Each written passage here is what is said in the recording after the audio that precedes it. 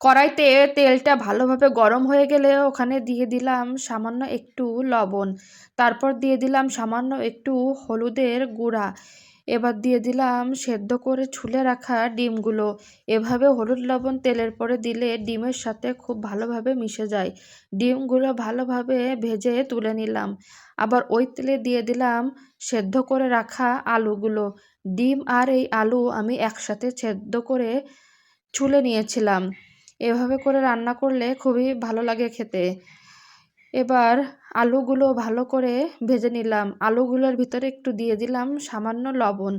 হলুদ আর দিলাম না, যেহেতু আগেই তেলে হলুদ দেওয়া ছিল। লবণ একটু কম হতো তাই একটু লবণ দিয়ে নিলাম। এবার আলুগুলো ভেজেও তুলে নিলাম। ছেলে যেহেতু সেদ্ধ ডিম খাবে না, ছেলের জন্য দুটো ডিম পোস্ট করব। পোস্ট করে ডিমের ঝোলে দেব। তাই আলাদা করে ছেলের জন্য দুটো ডিম পোস্ট করে নিলাম। এভাবে করে রান্না করলে ছেলে খায়। যদি সেদ্ধ করে রান্না করা হয় তাহলে ও একটুও খায় না। অন্যদিন দেখা যায় ওর জন্য চিংড়ি মাছ দিই আর আমরা ডিম খাই। কিন্তু আজকে ফ্রিজে একটুও চিংড়ি মাছ ছিল না, তাই ভাবলাম এরকম করেই ডিমটা রান্না করে দিই। এভাবে করে রান্না করে দিলে ও ভালোভাবে খেয়ে নেবে। ব্লেন্ডারের একটা বাটিতে নিয়ে নিলাম কিছু পেঁয়াজ, কয়েক টুকরো রসুন, কয়েক টুকরো আদা আর কয়েকটা ওই 7-8টার মতো শুকনো মরিচ আর কিছু জিরা। এবার এখানে একটু জল দিয়ে ভালো করে পেস্ট করে নেব। মশলাটা ভালো করে পেস্ট করে রেখেছি। এবার তেলের পরে দিয়ে দিলাম কিছু গরম মশলা। গরম মশলা দিয়ে এবার ওই পেস্ট করা মশলাগুলো দিয়ে দিলাম। আর একটু ওই ব্লেন্ডারের বাটিটা ধুয়ে জল দিয়ে দিলাম। এর ভিতর দিয়ে দিলাম হলুদ আর লবণ।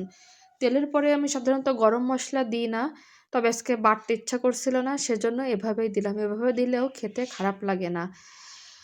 তারপর ওই ভেজে রাখা আলু আর ডিম দিয়ে মশলাটা ভালো করে কষিয়ে নিলাম তেল ছাড়া না পর্যন্ত। যখন তেল ছেড়ে দিয়েছে তখন দিয়ে দিলাম ঝোলের জন্য জল।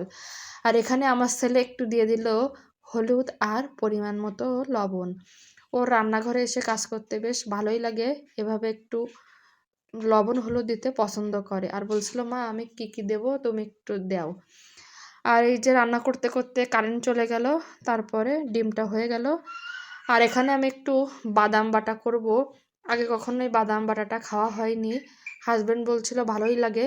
তো এখানে বাদামটা আগেই ভাজা ছিল, তারপরেও ছোলার পরে আর একটু হালকা করে ভেজে নিলাম।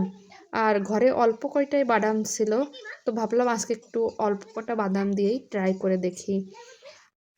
বাদামটা আমার এই যে শিলপাটায় বেটে নিয়েছি। আজকের মতো ব্লগটা এই পর্যন্ত। ভালো লাগলে লাইক কমেন্ট শেয়ার করে দিন।